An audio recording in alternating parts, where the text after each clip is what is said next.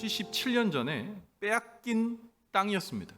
이상화 시인의 빼앗긴 들에도 봄은 오는가 라는 시를 여러분 다 잘 아실 거예요. 빼앗긴 들에 봄이 옵니까? 예, 빼앗긴 들에도 봄은 옵니다. 그런데 일제시대 때 이상화 시인이 부른 그 시는요, 빼앗긴 들에 봄이 오지 않을 것 같은 거예요. 빼앗긴 들에는 봄조차 오지 않을 것 같은 거예요. 차가운 시대였던 거예요. 그런데 벌써 우리가 광복을 맞은 지가 77년이 되었습니다. 여러분, 이 놀라운 은혜, 이 놀라운 자유 어디로부터 왔을까요? 예, 나라를 위해서 수도 없이 마치 계란을 가지고 바위를 치듯이 수많은 애국 열사들이 그들의 몸을 다 바쳐서 애쓴 노고도 분명히 있었습니다. 그러나 저는 단언코 이스라엘 백성들을 사랑하셔서 그들을 출애굽하시고 사랑의 은혜로 자유케 하신 우리 하나님께서 우리 이민족도 불쌍히 여기셔서 자유와 은혜를 주신 줄 믿습니다. 그래서 이 날을 우리가 잊으면 안 됩니다. 우리가 기억해야 합니다. 우리가 하나님의 은혜와 자유를 기억하며 더 하나님께서 사랑하시는 대한민국, 하나님께서 더 사랑하는 한국교회, 더 사랑하는 망원제일교회 되기를 주님의 이름으로 간절히 축원을 드립니다. 광복을 통해 우리가 자유를 얻었지만 아직 우리 사회 가운데 우리가 극복하지 못하는 자유가 있습니다. 아직도 잦아들지 않고 계속해서 우리를 괴롭히는 코로나19의 감염균이 바로 그렇습니다. 코로나19의 감염균이 등장한 이후로 우리 사회에서 가장 많이 사용한 단어 어떤 걸까요? 이런 거죠. 비접촉, 비대면, 사회적 거리두기, 자가격리 등입니다. 여러분, 그래서 우리는 언제나 마스크를 지금도 착용하고 있는데요. 마스크를 착용해야 했고 서로 필수적인 만남 외에는 만나지 않는 것이 예의가 되었죠. 코로나 시대의 우리의 생활 풍경이 바로 마스크를 쓰고 그리고 특별한 모임은 아닌 경우에는 만나지 않는 것, 그것이 우리의 예의 생활 풍경이 되어버렸습니다. 이 코로나 초기에 여러분 기억하세요? 지하철이나 버스를 탔을 때 누가 기침 한번 하면 큰일 납니다.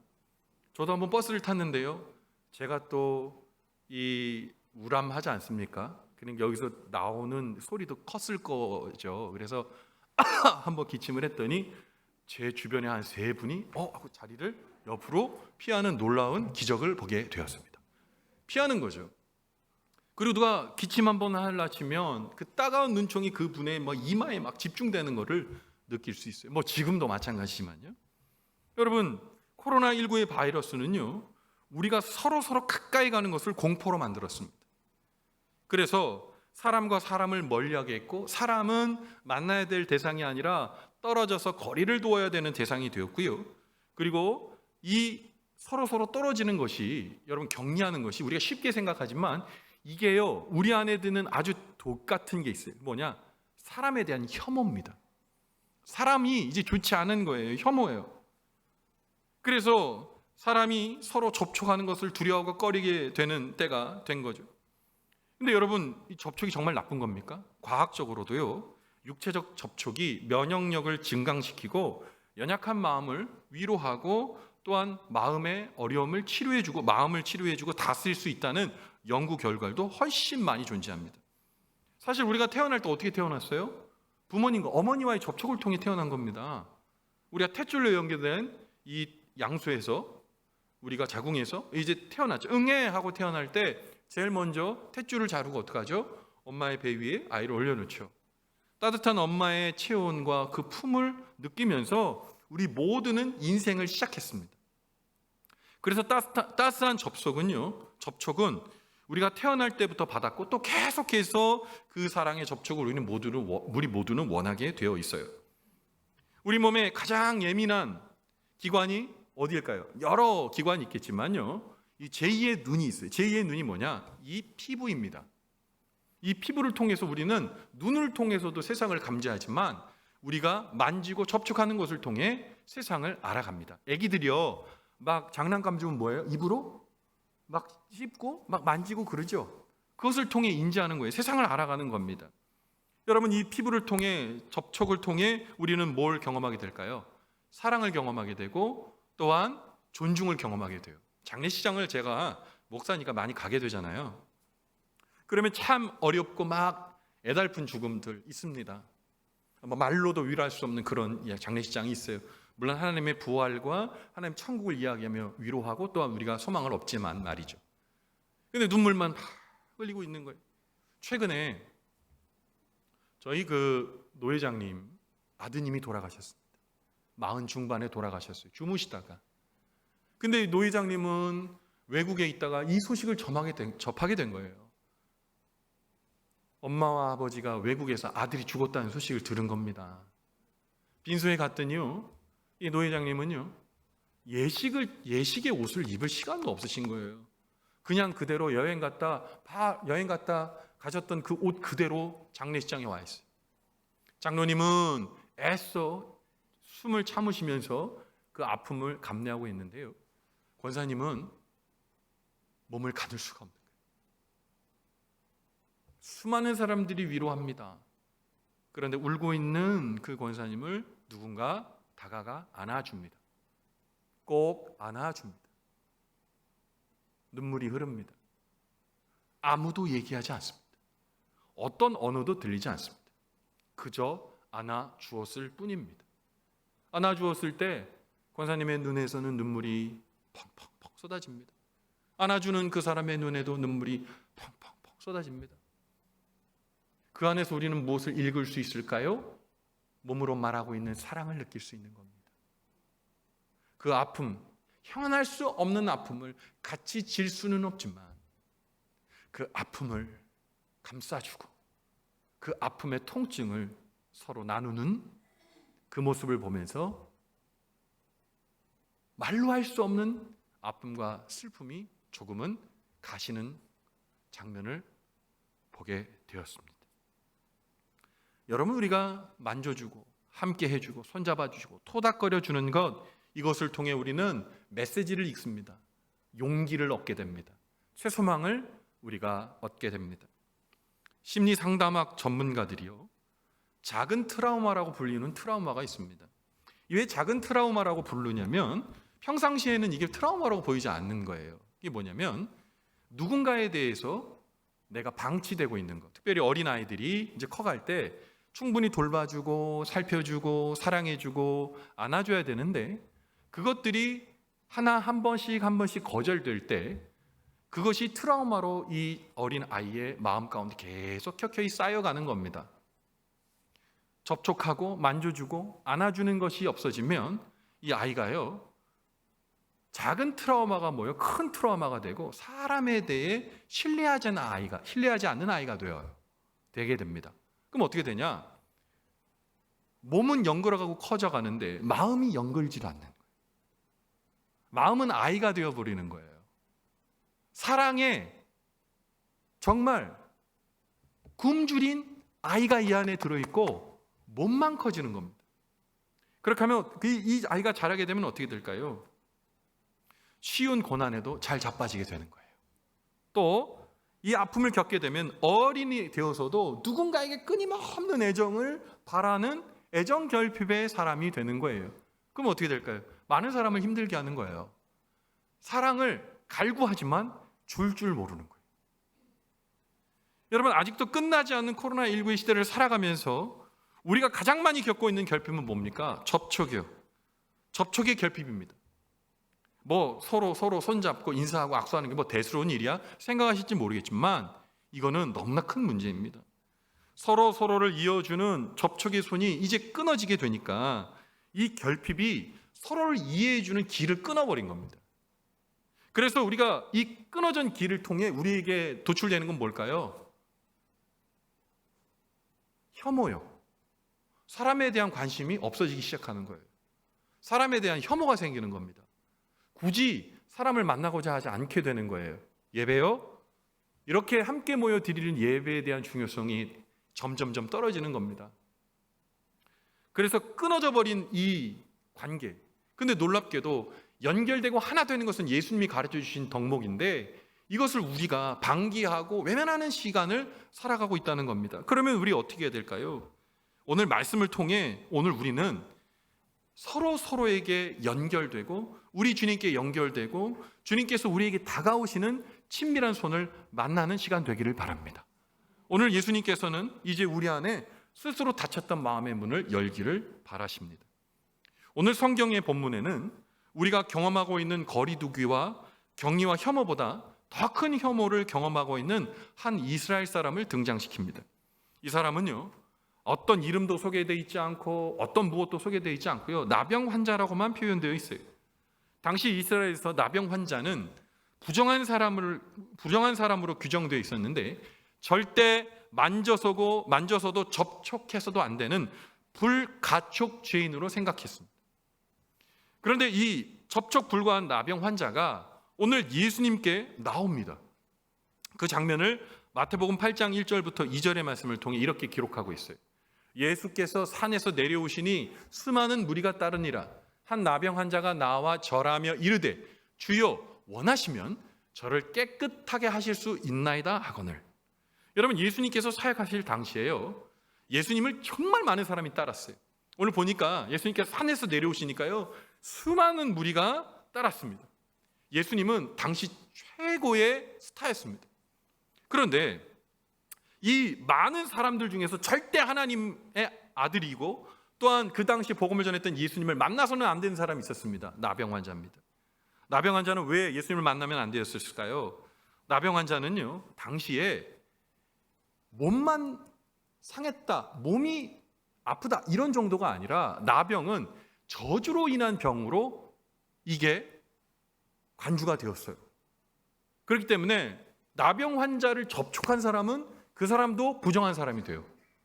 그리고 나병 환자에게 잘못해서 나병이 옮을 수도 있다는 그러한 생각이 팽배했던 때였기 때문에 나병 환자는요, 절대로 사람들에게 섞이면 안 되고 혹시라도 저만치 사람의 그림자라도 오면 레위기에 보면 이렇게 하라고 되어 있어요. 레위기 13장 45절부터 46절에 이런 말씀이 있습니다. 나병 환자는 옷을 찢고 머리를 풀며 윗입술을 가리고 외치기를 부정하다 부정하다 할 것이요 병이 있는 날 동안은 늘 부정할 것이라. 그가 부정한즉 혼자 살되 진영 밖에서 살지니라.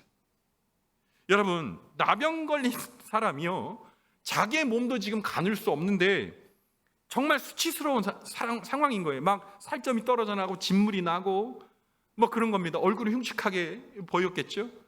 그런데 자기도 수치스러운 사람인데 저쪽에서 사람이 접촉하게 되면 뭘 해야 된다고요? 머리를 풀고 윗니스를 가리고 부정하다 부정하다. 그런데 여러분, 이게 우스꽝스럽지만 이 일을 통해 상대방이 나의 나병을 인지하지 않고 만나게 되면 그 사람이나 그 군중이 돌로 나병 환자를 죽여도 실정법상 아무런 저촉이 되지 않았어요. 왜냐하면 자기의 병든 것을 밝히지 않았기 때문에. 여러분, 이 사람이 자기가 부정하다 부정하다 하면서 행복했을까요? 자기를 더욱 혐오했겠죠. 야, 나 같은 인생 살아서 뭐하나, 부정하다 부정하다 외치면서 자기 혐오로 똘똘 뭉치게 되는 거예요. 살아가는 날들이 더 자신에게 형벌인 거죠. 여러분, 일본에요, 히키코모리라는 사람들이 있습니다. 이 사람은 어떤 사람들이냐? 문을 닫아 걸고요, 방황에서만 지내는 사람들이에요. 은둔형 외톨이라고 들어보셨을 거예요. 근데 왜 이 은둔형 외톨이 히키코모리가 생기는 걸까요? 자기 혐오요. 나 같은 인간은 살 필요도 없다고 생각하는 거예요. 나 같은 인간은 가족에게도 도움도 안 되고 사회에서도 도움이 안 되고. 근데 이유가 있죠. 열심히 노력해도 애썼는데 안 되는 거예요. 나는 안 되는 거예요. 내가 애써도 어떤 목적에 이르르지 못하는 거예요. 나는 애써도 다른 사람에게 받아들여지는 존재가 아닌 거예요. 그러니까 어떻게 해요? 문을 닫아 걸고 커튼을 치고 그 안에서 혼자 외톨이가 되는 겁니다. 똘똘 뭉친 자기 혐오로 세상 밖으로 나오지 못하는 거예요. 그런데 차라리 히키코모리가 나아요. 은둔형 외톨이가 나아요. 나병 환자는 나가고 싶어도 나갈 수가 없는 거예요. 나가더라도 자기가 병든 몸이고 자기가 저주받은 사람이라는 것을 만방에 청명해야 되는 거예요. 여러분, 이게 참 아픈 거예요. 격리된다는 건 참 아픈 거예요. 여러분 코로나19 초반에, 요새는 그러지 않는데, 코로나 걸리면 코로나에 감염된 사람들을 데려다가 격리했을 뿐만 아니라, 여러분 기억나세요? 옷도 신발도 다 태웠던 거 기억나세요? 기억나시죠? 기억나실 거예요. 병이 옮길까 봐 크게 무서워했던 거예요. 나병 환자는 거기에 더 심한 상태라고 생각하시면 됩니다. 격리됩니다. 격리되니까 뭐예요? 혼자 사니까 어떻게 해요? 아무도 찾아오지도 않고 찾아가지도 않는 거예요. 확연하게 보이는 선을 만들어서 넘지 말라는 거예요. 너는 부정한 인생이니 넘지 말라는 겁니다. 여러분 이 나병 환자가 누구랑 말할 수 있었겠어요? 혼자 있는데. 여러분 혼자 얼마나 계실 수 있어요? 빈 방 안에 여러분 혼자 얼마나 말 안 하고 계실 수 있어요? 혼자 있으면요, 오만 잡생각도 다 날 뿐만 아니라 무기력하게 돼요. 나병 환자는 이 정신적 격리, 물리적 격리뿐만 아니라 정신적 격리, 아무도 지지해줄 대상도 없고 기댈 대상도 없는 좌절의 끝판을 경험하고 있었던 겁니다. 그런데 나병 환자가 이제 주님 앞에 다가갑니다. 그런데요, 아까 말씀드렸듯이 나병 환자가 자기의 병을 상대방에게 알리지 않으면 돌에 맞아 죽습니다. 그런데 오늘 본문의 말씀을 이제 우리가 인용해 보면 지금 나병 환자는 말도 안 되는 행동을 하고 있는 거예요. 수많은 무리, 한두 사람이 아니라 그것이 수천 명 또는 수만 명이도 될 수 있어요. 그런 사람들이 있는데 나병 환자가 그 군중 사이를 뚫고 지금 가고 있습니다. 여러분 한번 생각해 보세요. 나병 환자가 군중 사이로 들어갔을 때 군중들이 어떻게 있을까요? 아마 홍해바다처럼 길이 확 열렸을 겁니다. 여러분 길을 내주는 것은 두 가지 중에 하나예요. 아주 존귀하고 영광스러운 대상이 왔을 때 길을 내주거나, 아니면 지저분하고 더럽고 곁에 있기도 싫은 사람이 있을 때 군중에 길이 생기거나. 어떤 걸까요? 후자겠죠.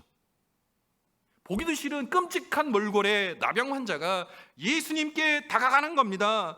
누구도 만지기 싫어서 멀찍이 떨어지는 거예요. 경건한 사람은 더욱 그렇죠. 경건한 사람이 나병 환자를 만나면 부정해지니까요.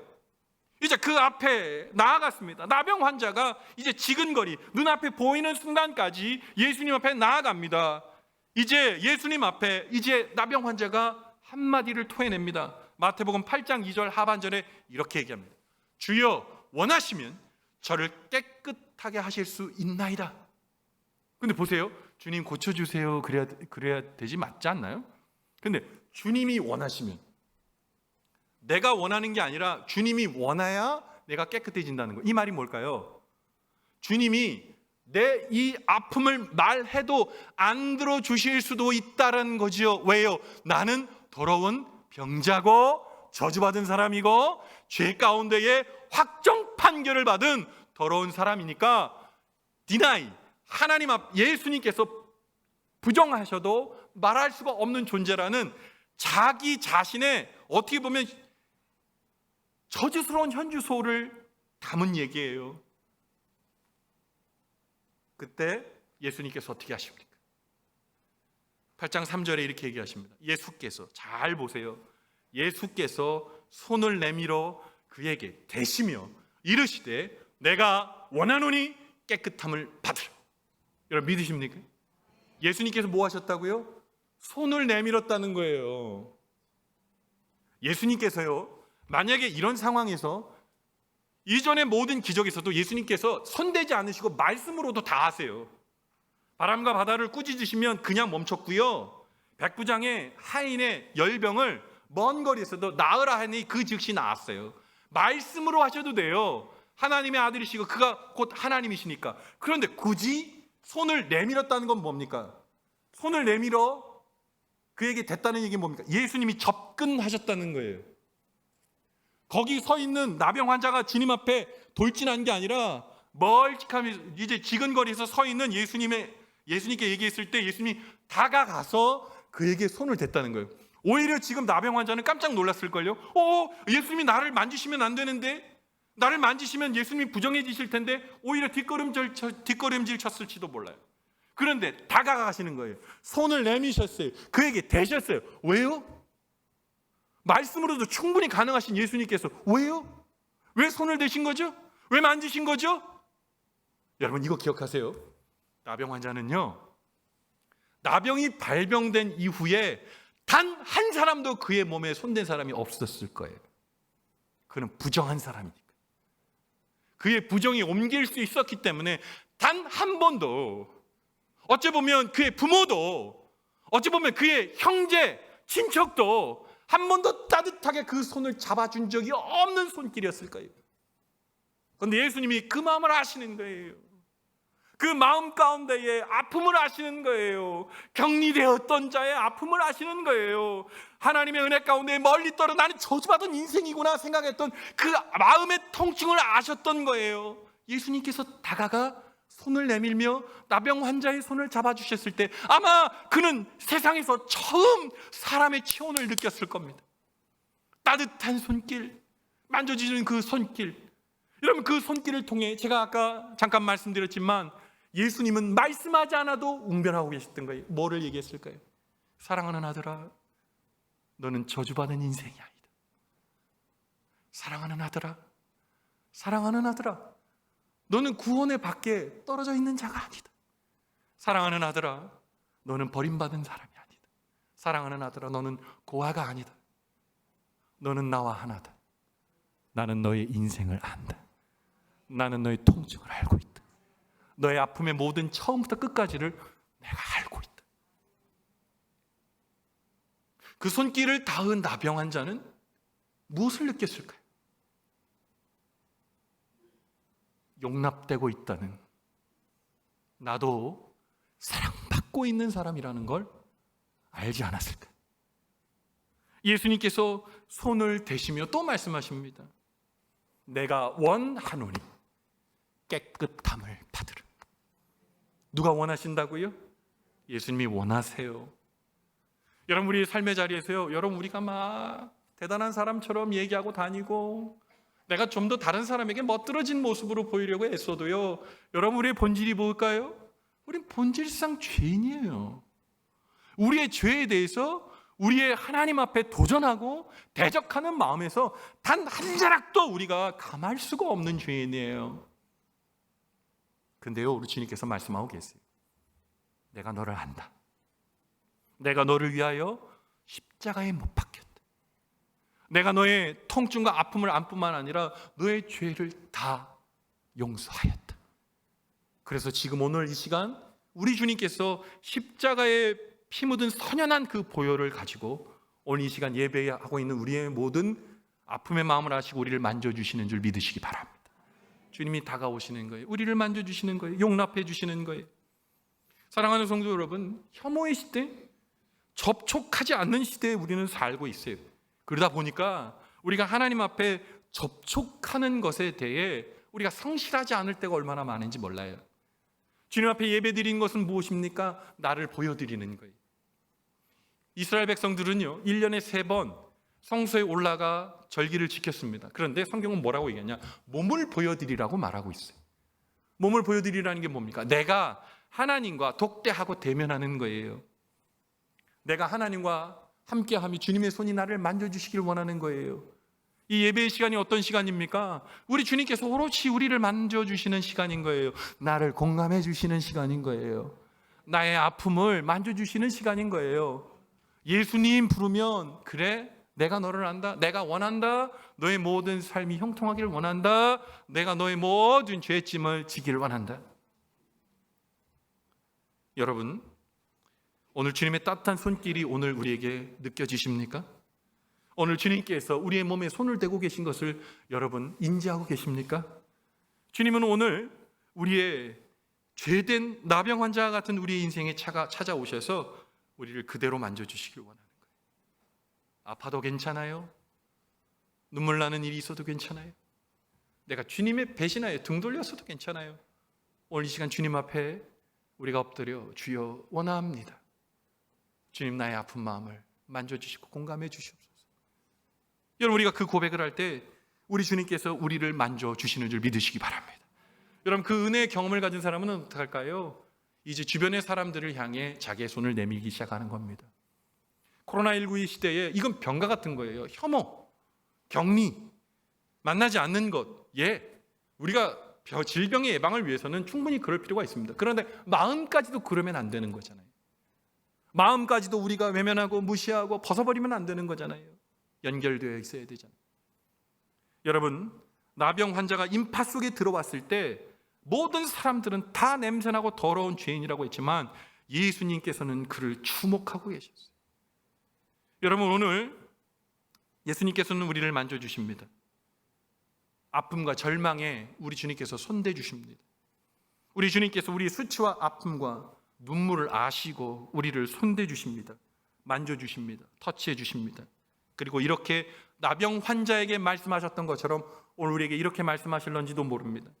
내가 너와 연결되어 있다. 너는 혼자가 아니다. 너 있는 곳에 나도 있고 너도 하나님의 은혜와 생명에 연결되어 있다는 것 잊지 말아라. 그리고 이렇게 말씀하십니다. 너는 무가치한 사람이 아니다. 너는 하나님의 사랑을 받는 하나님의 자녀다. 내가 너와 함께 산다.